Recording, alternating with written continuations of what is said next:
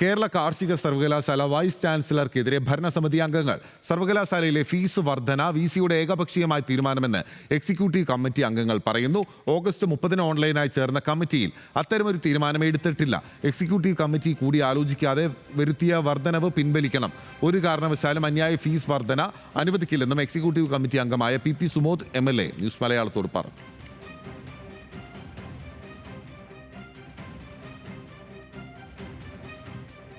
തീരുമാനം ഏകപക്ഷീയമായി VC ആണ് എടുത്തത്.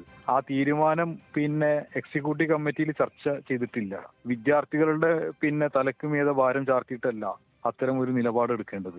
വിശദമായ ചർച്ചയ്ക്ക് ശേഷം എടുത്താൽ മതി എന്ന് പറഞ്ഞു. പിന്നീട് ഈ പറയുന്ന എക്സിക്യൂട്ടീവ് അംഗങ്ങളോടൊന്നും ആലോചിക്കാതെ ഏകപക്ഷീയമായ നിലപാടാണ് എടുത്തത്. ശക്തമായ വിയോജിപ്പും അത് തിരുത്തിപ്പിക്കാൻ ആവശ്യമായ ഇടപെടലും ഭരണതലത്തിൽ തന്നെ ഉണ്ടാവും. കൂടിയാലോചനയ്ക്ക് ശേഷം എടുത്താൽ മതി എന്ന് പറഞ്ഞപ്പോൾ അതിനെ ബൈപ്പാസ് ചെയ്തുള്ള രൂപത്തിലേക്കുള്ള ഏകാധിപത്യ തീരുമാനമാണ് എടുത്തത്. എന്തായാലും അതുകൂടെ നടപ്പിലാവാൻ വേണ്ടി പോണില്ല. ഈ ഓർഡർ പിൻവലിക്കാനും തിരുത്തിക്കാനും ആവശ്യമായ ഉചിതമായ ഇടപെടലുണ്ടാവും.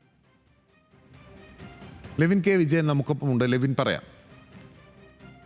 പിന്നിൽ കേരള കാർഷിക സർവകലാശാലയിൽ 3 ഇരട്ടിയിലധികം ഫീസ് വർധനവ് നടപ്പിലാക്കാനുള്ള തീരുമാനത്തിനെതിരെ വ്യാപക പ്രതിഷേധങ്ങൾ വിദ്യാർത്ഥി സംഘടനകളുടെയും രാഷ്ട്രീയ പ്രസ്ഥാനങ്ങളുടെയും നേതൃത്വത്തിൽ നടന്നു വരുന്നതിനിടെയാണ് ഭരണസമിതി അംഗമായിട്ടുള്ള എക്സിക്യൂട്ടീവ് കമ്മിറ്റി അംഗമായിട്ടുള്ള പി സുമോദ് MLA നമ്മളോട് പ്രതികരിച്ചിരിക്കുന്നത്.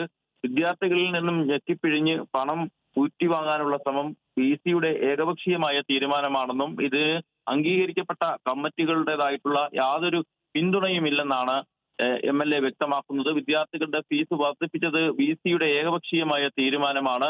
വൈസ് ചാൻസലറായിട്ടുള്ള P അശോക് IPSനെതിരെ അതിരൂക്ഷ വിമർശനവും എക്സിക്യൂട്ടീവ് കമ്മിറ്റി അംഗങ്ങൾ ഉയർത്തുന്നു. സെപ്റ്റംബർ 3 എക്സിക്യൂട്ടീവ് കമ്മിറ്റിയുടെ തീരുമാനപ്രകാരം പുതിയ ഫീസ് പ്രാബല്യത്തിൽ വരുത്തിക്കൊണ്ട് രജിസ്ട്രാർ ഉത്തരവിറക്കിയത്. എന്നാൽ ഇത് എക്സിക്യൂട്ടീവ് കമ്മിറ്റിയിൽ ഇങ്ങനെ ഒരു ചർച്ച നടന്നിട്ടില്ല എന്നുള്ളതാണ് കമ്മിറ്റി അംഗങ്ങളായ MLA അടക്കമുള്ള ആളുകൾ പറയുന്നത്. ഏറ്റവും അവസാനം 30/8/2025 ഓൺലൈനായി ഇത്തരം ഒരു സർവകലാശാലയുടെ എക്സിക്യൂട്ടീവ് കമ്മിറ്റി യോഗം ചേർന്നത്. അന്ന് ഇത്തരത്തിലൊരു തീരുമാനവും എടുത്തിട്ടില്ല.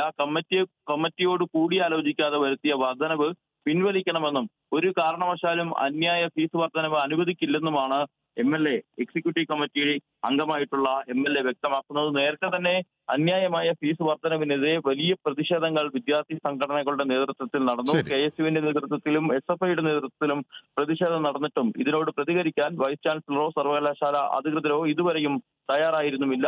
ഏതായാലും കടുത്ത പ്രതിഷേധം ഉളവാക്കിയ സംഭവത്തിൽ ഇടതുപക്ഷ എക്സിക്യൂട്ടീവ് കമ്മിറ്റി അംഗങ്ങൾ തങ്ങളുടെ നിലപാട് വ്യക്തമാക്കുകയാണ്. ബിനിൽ, ശരി, താങ്ക് യു. ലെവിൻ കെ വിജയനാണ് വിവരങ്ങൾ നൽകിയത്.